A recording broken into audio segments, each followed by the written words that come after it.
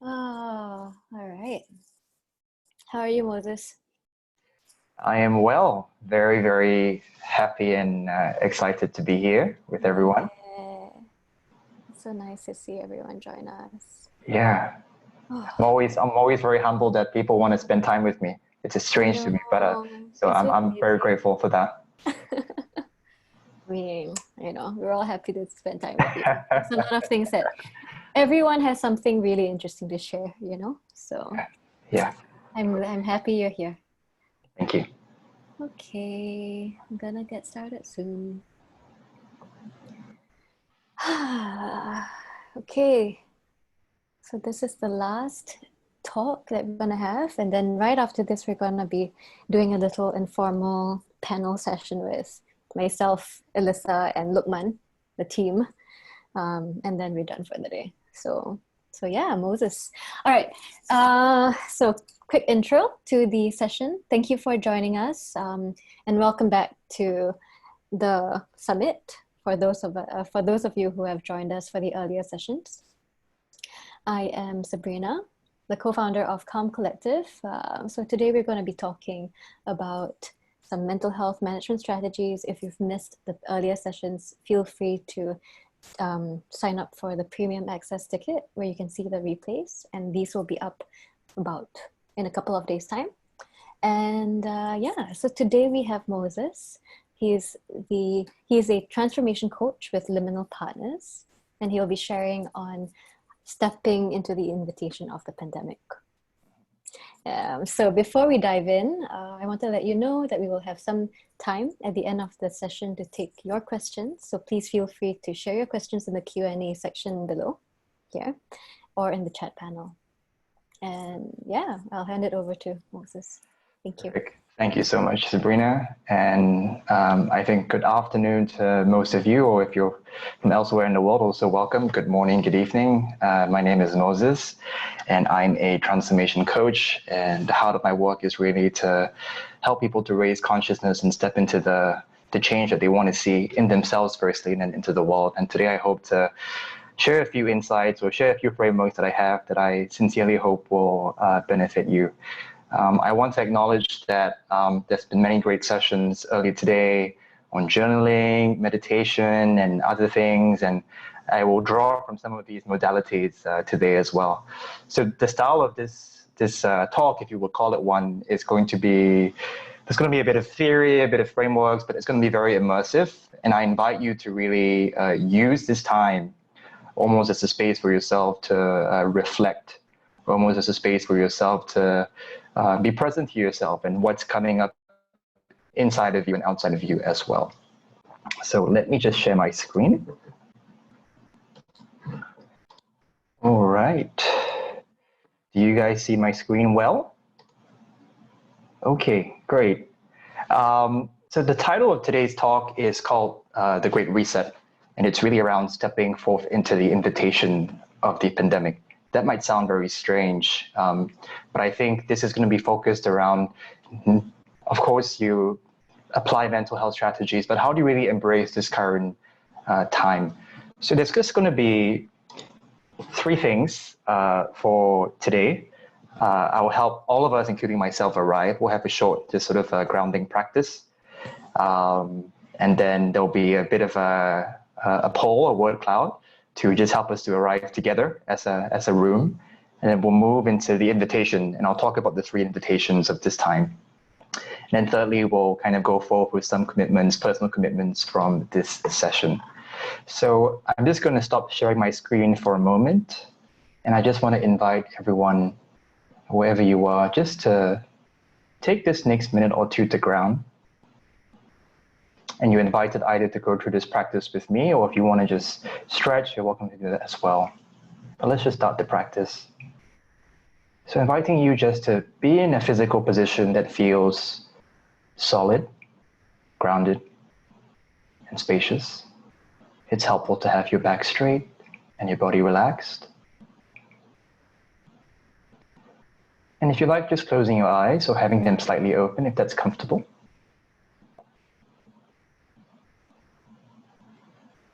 And firstly, just checking in with your body.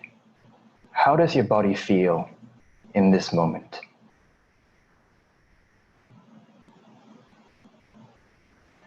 And without any judgment or pushing away, just noticing what's going on in your body right now.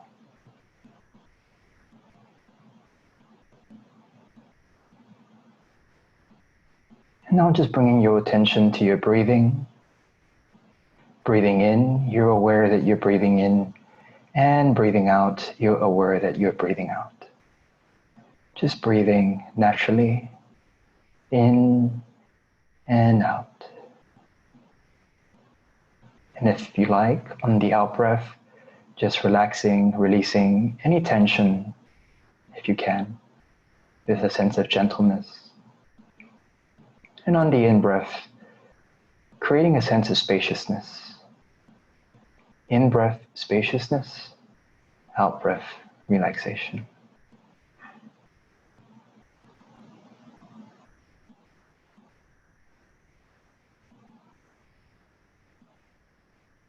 And just enjoying your breath for a few more moments.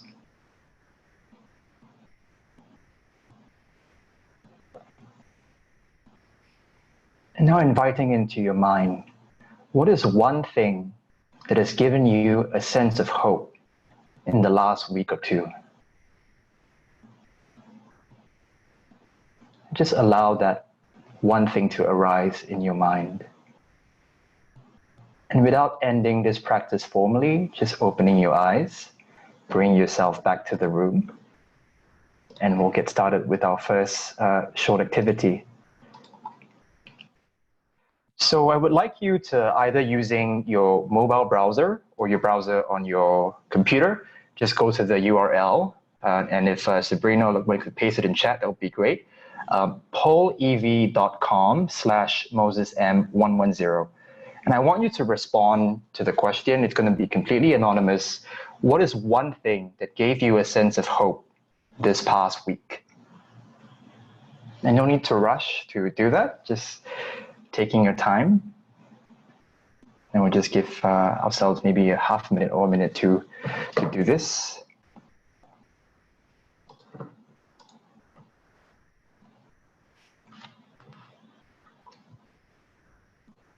And I'll just check if it's working.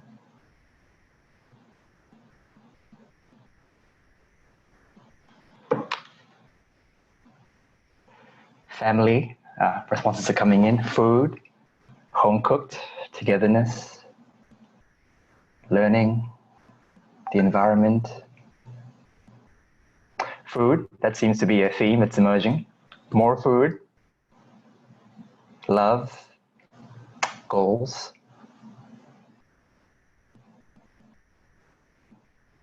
Connecting, supplies, God, air. Maybe we'll just wait about 30 more seconds, but seeing the three things that are emerging in terms of what's giving us a sense of hope. Food, being Singaporean myself, I can very much appreciate that, but food is very much a source of nourishment. But I think also I wanted to acknowledge the sense of togetherness, which is linked to love, and ultimately learning, which I think all of us are wanting to do in this session. So thank you for engaging in this short activity. I just wanted to give everyone a sense, a pulse check of what's giving us hope in this time. Thank you very much. And I'll share this link with Calm Collective, this image at the end, so we all can see what this constellation is.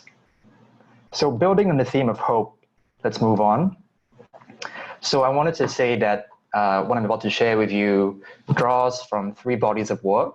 So I started with hope, because the main body of work this draws from is from Joanna Macy, a lovely book called Active Hope. Also from Otto Scharmer, who wrote this book Theory U, and it's a body of work around transformation and change. And thirdly, this book called Three Horizons, The Patterning of Hope. So you notice the word hope is popping up twice just in this slide. So I wanted to make known the lens that I'm adopting in this talk, my biases or assumptions, if you will, and it is three things.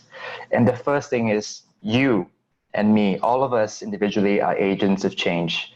And Joanna Macy calls this active hope, becoming active participants in bringing about what we hope for. And the second is your actions matter. Looking at the quote from Martin Luther King, all of us, we're caught in this net of interdependence. So whatever we do for ourselves, whether it is to improve our mental health, whether it's to cook together, to learn, or to love more, it impacts everything. We live in nested systems. And the third thing I wanted to share as well is our mindset, our perspectives matter a great deal. So these are the three things I just want to just sort of name. These are my biases, if you will, that will frame today. So let's dive into the heart of today's session, which is really the three invitations. So I wanted to introduce a very simple model to just help us to make sense of this current time we live in. And there are lots of great models out there, and this is just my little adaptation or contribution, if you will. And it draws from the work of Anthony Hodgson, Bill Sharp, and Joanna Macy. So I just wanted to introduce three broad phases we generally move through in any change of disruption. And I'll do that briefly and give you a sense of what each phase means. And then again, I want to get a constellation of where is everyone at. So let's get started. What are these three broad phases of change or transformation? And the first is this kind of dip, this breakdown, line from a poem I studied many years ago. Things fall apart, the center cannot hold. For many people, this was the start of COVID-19, and whatever that start might mean for you. Perhaps it was the lockdown, perhaps it was the news or declaration of a global pandemic, perhaps it was loved ones or just noticing the suffering around. Lots of examples here. Of course, it could also apply to other events like loss of job, which I know many of my friends right now are experiencing, for example, or the breakdown of relationships. So in a breakdown, much of our attention is really spent stopping the bleeding, stopping the pain. And this is why it's sort of a breakdown. We are recovering in many ways. And the second sort of broad space or phase, if you will, is a term I think many of you have heard many times in the last few weeks, possibly today as well, which is basically the space of resilience. We have stopped the bleeding and we're trying to sort of bounce back, basically. And much of our attention in this space is sort of spent rebalancing and trying to return things to normal. So you notice I sort of labeled this business as usual. So we're trying to return to what was. We're trying to restore as much as possible. And the third space is the space of transformation, where we're moving beyond business as usual. We're moving beyond the way things were into basically this new normal. And this is a space where we are actually required to let go of almost the old skin that no longer serves us and allow what wants to emerge to sort of come forth. So much of our attention in this space is really spent stepping into this invitation of letting go what doesn't serve us and letting come what wants to happen, what will give us life, what will help us to evolve, not just for ourselves, but collectively as well. So I just wanted to very briefly introduce this model. I think it's a helpful framing for today, and it maps to the three invitations quite nicely. So now I wanted to get a constellation of where everyone is at. So again, if you go back to the same link on the browser, polev.com/Moses M110, we should be there, and there should be a map. You just have to tap in terms of where you are, and we'll get a constellation of where everyone is at.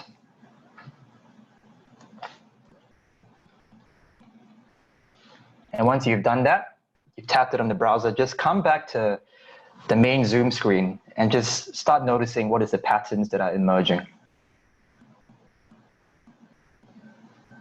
So it seems the bulk of us are in the space of resilience, sort of bouncing back.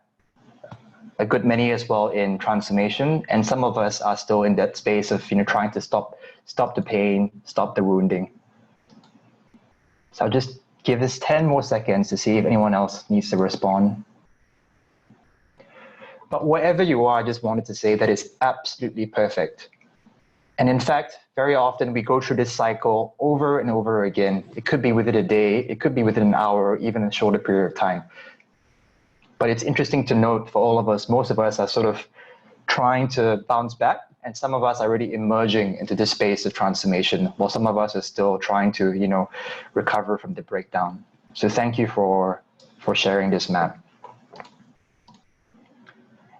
And this is really, I think this quote summarizes this entire presentation. And this is from Arundhati Roy, a wonderful activist and novelist.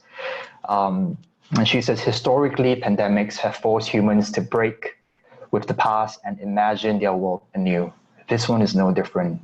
It is a portal, a gateway between one world and the next. So it's basically an invitation. So I'm going to talk about the 3 invitations very soon. And they map basically to each of these 3 phases. Let's move to the first one. So the first one is what I would call holding actions. This draws from the work of Joanna Macy again. And you know, this is when we basically need to stop the bleeding. We need to stop. This is almost like a holding action. No more. I can't allow the news to come in.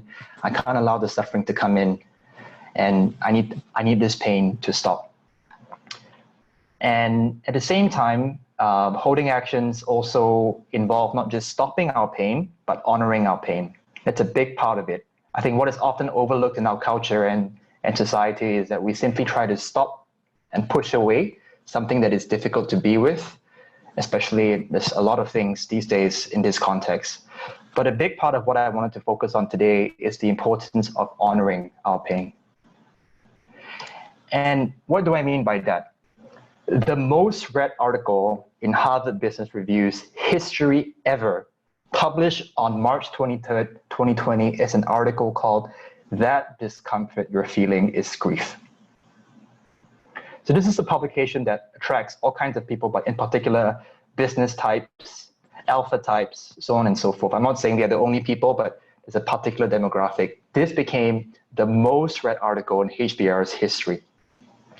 And I think what that points to in many ways, for me personally, is that while we're having a lot of this pain that we're trying to stop, the suffering that we're trying to stop, are we honoring this pain, this grief? So I wanted to read an excerpt from a poem by Rilke, one of my favorite poets, which says, you know, let this darkness, this pain, be a bell tower and you the bell. And as you ring, what batters you becomes your strength. One of my teachers, the Zen master Thich Nhat Hanh, was asked, what do we most need to do to save our world? And his answer, you know, people were probably expecting him to make some very specific recommendations, but his answer was, what we most need to do is to hear within ourselves the sound of the earth crying. And I think this applies to us too. We really need to honor the wounded child, the pain inside of us, to grieve. So pain is normal, it's healthy, it's widespread. What we're not trying to do is to deliberately try to inspire it or to instill feelings of pain in ourselves or in others. We're simply allowing pain to surface so that we can honor it. So again, keeping in the spirit of making this very interactive, again, the same link, polev.com/MosesN110. I wanted to invite you to just share. And again, this is almost kind of for us to grieve together. What is one thing that you are grieving since the pandemic started? Whatever it is, personal, family, professional, this is a safe space. It's anonymous for you to share. Dining out, thank you. The destruction of the earth, profession, family. Yeah, not being able to run away from dysfunctions at home.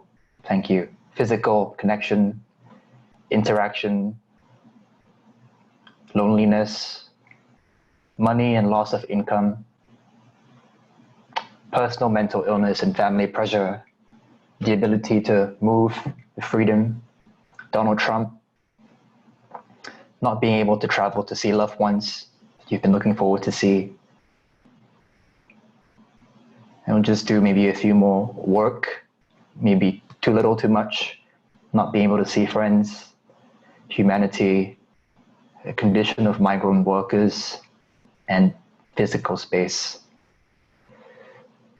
So I just wanted to use this as a way of almost for us to collectively grieve what's been happening in this time.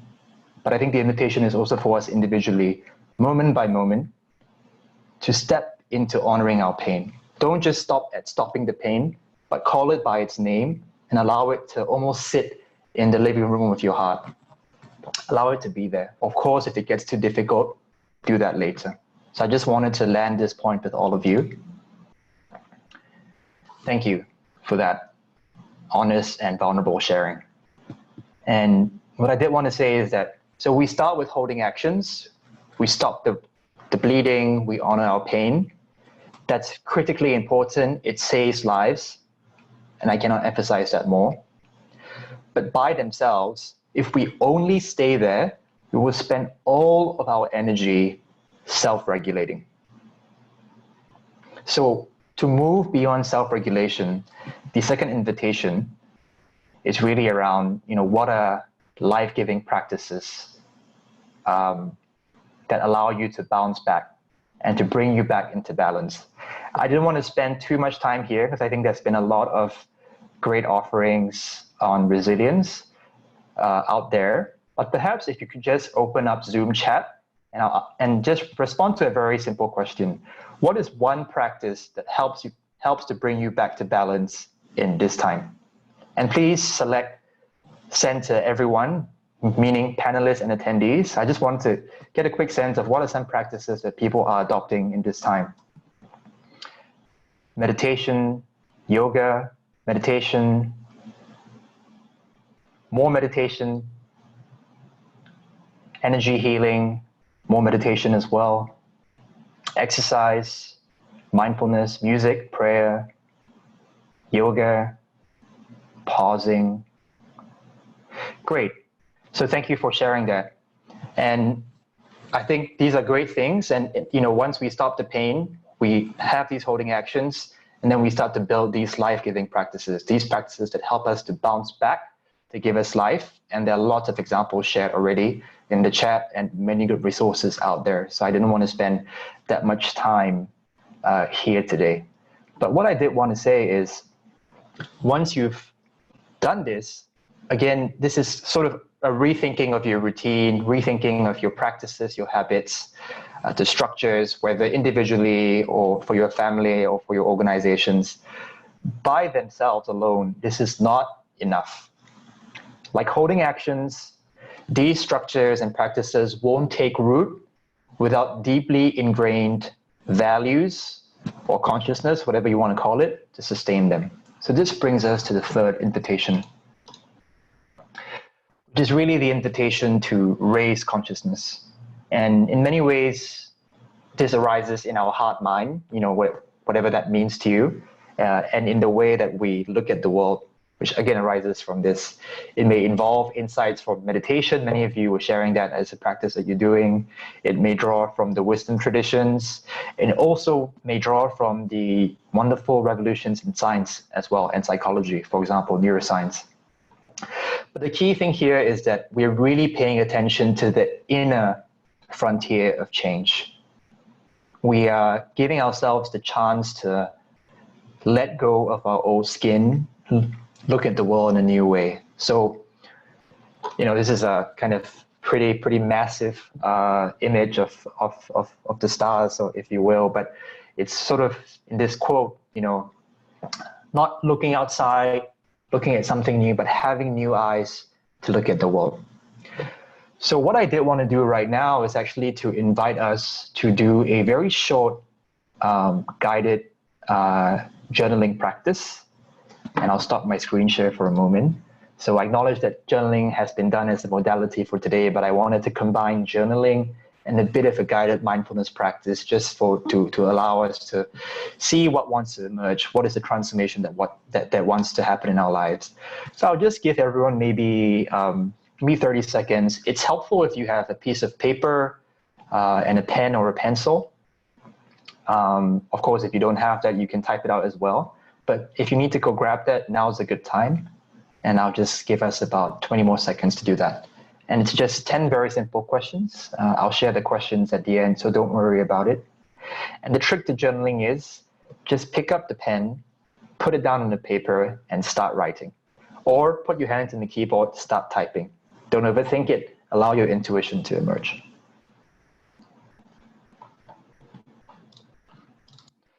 All right. So I'm just going to go by 10 questions one by one. I'll just say question one. So you just need to write one dot, then your answer. You don't have to copy the question. Again, I'll share this with everyone at the end. So the first question, where do you feel the future is in your life and work right now?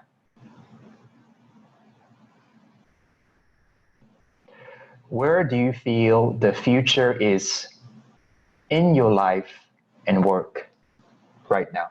And I'll do it with you as well.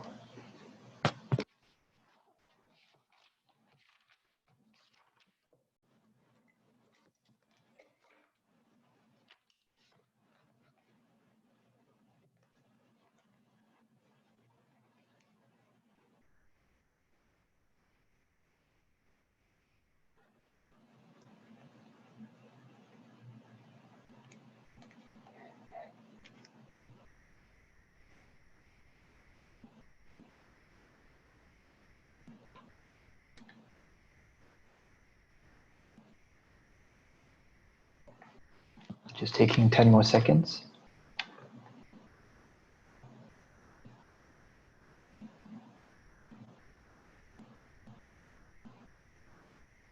Question two, what about your current work or personal life frustrates you the most?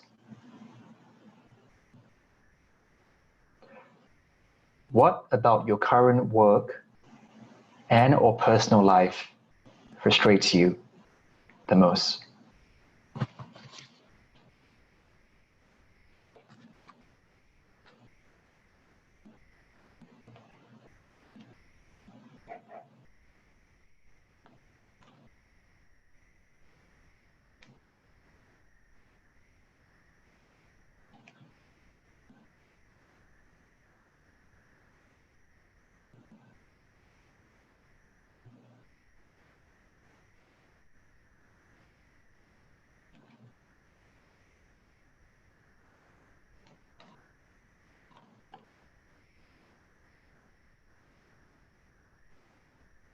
Just taking 10 more seconds. And your answer doesn't have to be fully complete. That's completely perfect.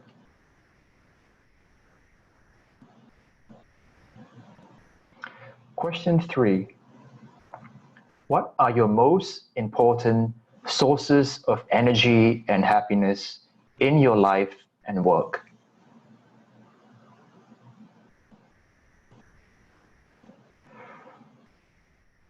What are your most important sources of energy and happiness in your life and work?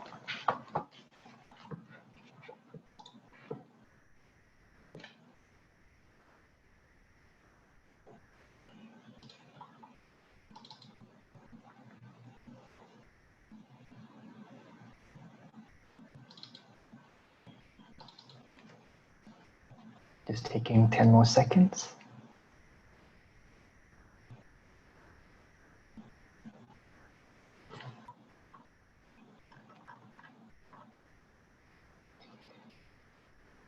Question four. Imagine you could fast forward to the very last moments of your life when it is time for you to pass on. Now look back on your life's journey as a whole. What would you want to see at that moment of passing? What footprint do you want to leave behind? Imagine you could fast forward to the very last moments of your life when it is time for you to pass on.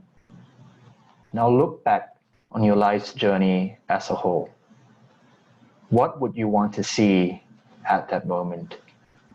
What footprint do you want to leave behind on the planet?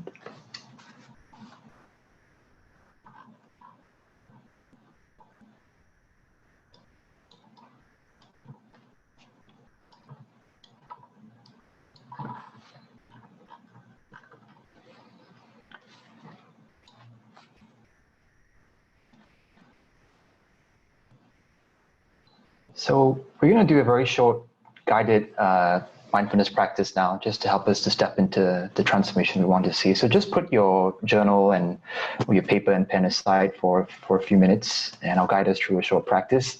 It's helpful if you have some space in front of you that you can stand up and walk, but if you don't have that space, that's also fine. You can visualize it in your mind. So I'll just do a guided visualization, short practice right now. So this practice works better if your eyes are closed. So just being in a dignified posture wherever you are, so that your body is holding itself, your feet is firmly planted, and your hands are comfortable. Just be in a position that feels relaxed, but also stable.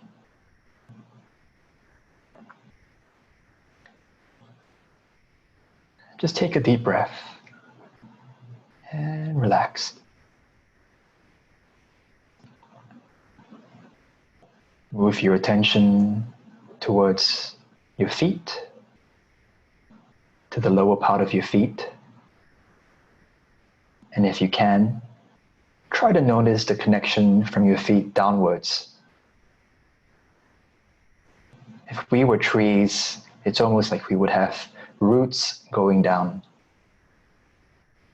So notice the connection from your feet going downwards, connecting to the earth. And if you can, imagining that there could be a connection all the way down to the middle of the earth. Just notice that connection downwards.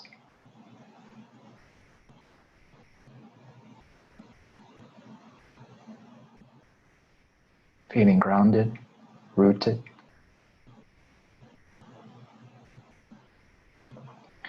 And now slowly moving your attention upwards from the center of the earth, back to the soles of your feet, and now up to your knees, your thighs, your stomach, your solar plexus, and towards the heart, almost the middle sphere of your body. Notice that the heart is the part of our body as humans that allows us to connect, to connect horizontally to beings around us, whether physically or virtually. So just noticing the connections that can emanate from your heart, the moment your heart begins to open. And if you can, almost imagining there are cords from your heart connecting to the people in your living space, maybe even people on this Zoom webinar. And if you can, just stretching your heart as wide as possible, connecting to people in Singapore, the country you're in, as wide as possible. And just attending to that horizontal connection.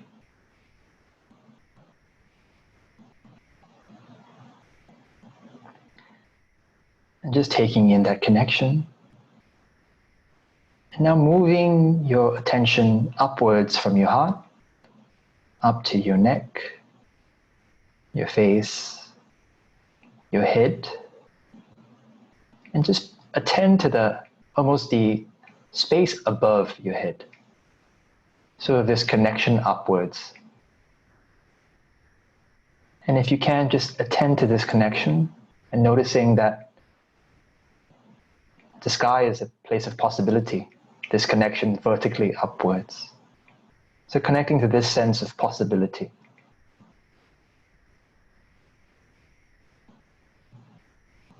We are connected downwards to the earth, horizontally to each other, and we are also connected upwards. And now, just allowing our attention to relax for a moment, and just opening up our imagination, our mind. And I want you to imagine that you are standing in front of a gate that is closed. You can't see what's on the other side, but on this side is the current reality. On the other side is this field of emerging possibility. All of it. What's possible personally, professionally, for your communities, even the bigger picture of the world. We don't know what it is, In fact, no one knows. But we know that this field of the future is there, waiting for us to step into it to bring it into reality. And now at the count of 3, if you want, I'm going to ask you to open that gate and just watch what's on the other side.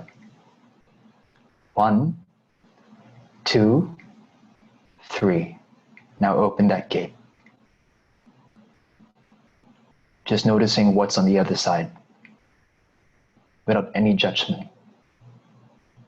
allowing it to take shape.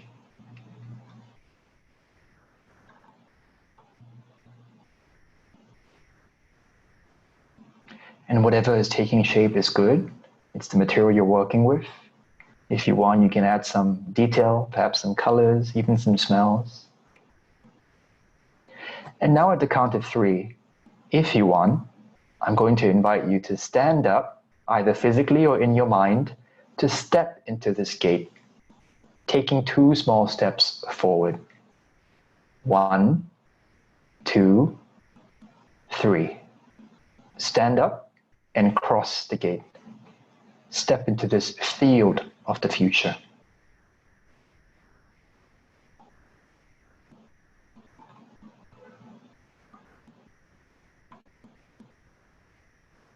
And just notice everything around you in this place.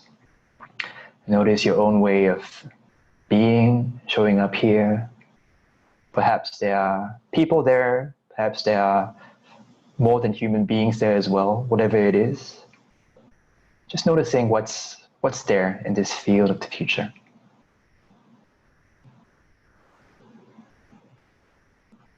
And as you are there,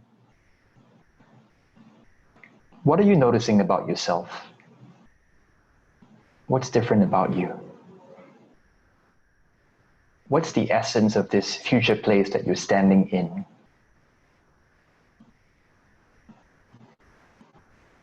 If you can, try to express it as a sentence or perhaps even a word or physically a gesture.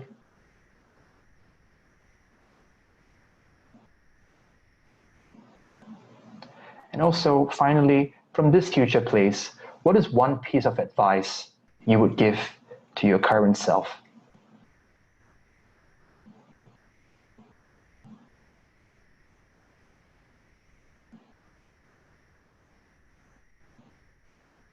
And now just allowing this to fade away, noticing the contact of your body with the surface that you're seated on or standing perhaps, and opening your eyes if they're closed.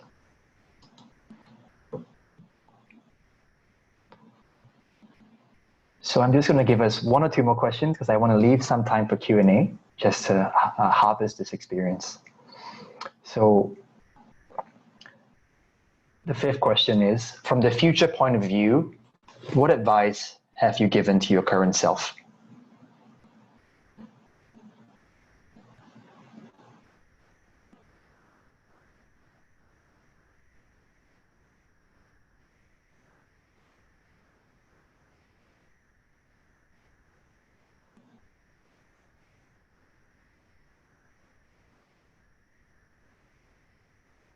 And again, I'll share these questions, not to worry. The 6th question. What is your intention for the remainder of 2020? What is your intention for the remainder of 2020?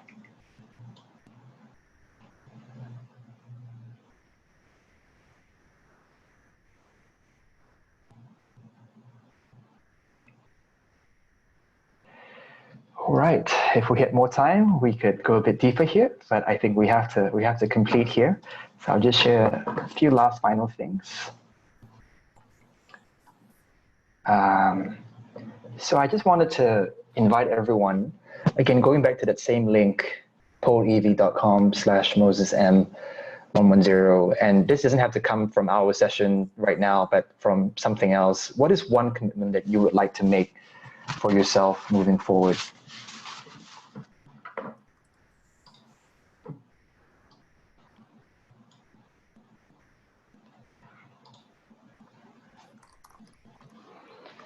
Be a better person in my relationships.